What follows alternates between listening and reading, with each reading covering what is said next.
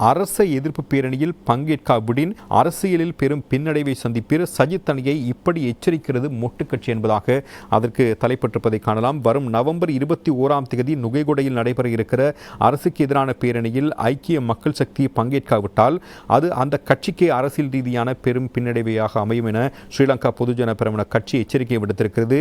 தேசிய மக்கள் சக்தி அரசின் ஊழல், தவறான நிர்வாகம் மற்றும் ஜனநாயக விரோத நடைமுறைகளுக்கு எதிராக எதிர்வரும் நவம்பர் 21 நுகைகொடையில் கூட்டம் மற்றும் எதிர்ப்பு பேரணி நடத்துவதற்கு முக்கியமாக சில எதிர்க்கட்சிகள் தீர்மானித்திருக்கின்றன.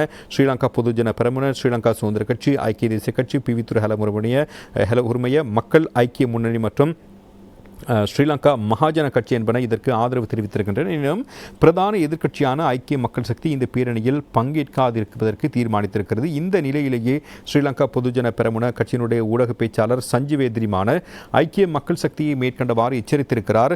அரசு எதிர்ப்பு பேரணியில் பங்கேற்பதா அல்லது இல்லையா என்பது தொடர்பில் முடிவெடுக்கும் உரிமை ஐக்கிய மக்கள் சக்திக்கு இருக்கிறது. அந்த உரிமையை நாம் மதிக்கிறோம். எனினும் பிரதான எதிர்க்கட்சிக்குரிய பொறுப்பை அந்த கட்சி நிறைவேற்றும் என நம்புகிறோம். நுகைகொடை கூட்டத்தில் அந்த கட்சி பங்கேற்கும் என நம்புகிறோம்.